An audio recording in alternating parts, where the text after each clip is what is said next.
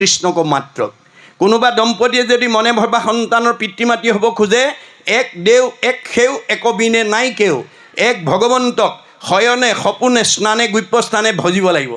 কৃষ্ণ তুষ্ট ভৈলে যোনো পুত্ৰ উপজয় কৃষ্ণে কি পৰম পুত্ৰ মিত্ৰ ভাতৃছয়।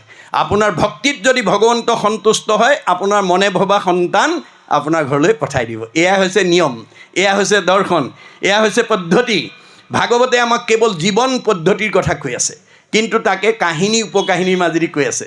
এতিয়া বেনৰ আখ্যান নামৰ এটা কাহিনী কৈ আছে।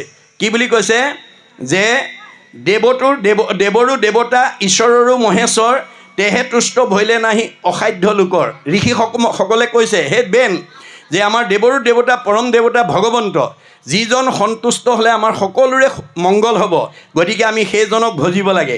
ইন্দ্ৰ চন্দ্ৰ আদি যত দিকপালগণ আদৰে কৰন্ত যাক পূজা সৰ্বক্ষণ। আপুনি মইনো কোন?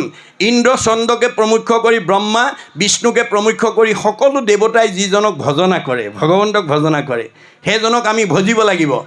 দেৱে সৰ্বলোক দেৱ যজ্ঞ তপোময় তেহেন তেখে যজ্ঞ যত যজ্ঞ বেদ সমস্তৰ। গতিকে এই নীতিৰে যদি আমি ঈশ্বৰক সেৱা পূজা কৰোঁ আমাৰ সমস্ত যজ্ঞৰ ফল আমি লাভ কৰিব পাৰিম।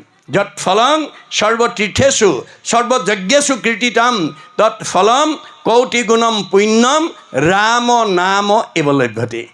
আপুনি দিনটোত যদি এবাৰ ভগৱন্তৰ ৰাম নাম এটা উচ্চাৰণ কৰিব পাৰে শতকোটি মানে তপ জপ যজ্ঞৰ ফল ঠাউকতে পাব।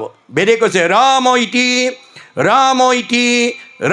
ইতি বদন্তি যে সৰ্বদা তেইসং ভক্তি স মুক্তি স ভৱিষ্যতি না সংশয়।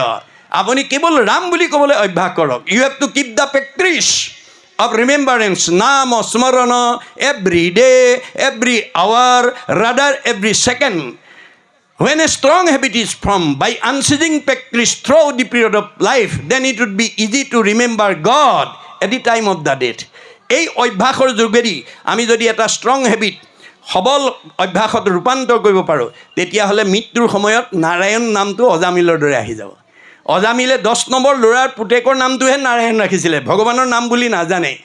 কিন্তু সকলো সময়তে আহ নাৰায়ণ, খা নাৰায়ণ, উঠ নাৰায়ণ, পৰ নাৰায়ণ, কৰ নাৰায়ণ, যা নাৰায়ণ বুলি কৈ আছিল। জানিবা নাজানি কৰে নামৰ কীৰ্তন তথাপিতো পাপদহি নামে কৰে চন। সেইকাৰণে মৃত্যুৰ সময়ত নাৰায়ণ নামটো আহি গ'ল আৰু উদ্ধাৰ পালে। গতিকে আপোনালোকক গুৰুজনাৰ দৰ্শন বেদৰ দৰ্শন মতে আমি ল'ৰা ছোৱালীৰ নাম চোৱাবলৈ জ্যোতিষীৰ ওচৰলৈ যাব নালাগে।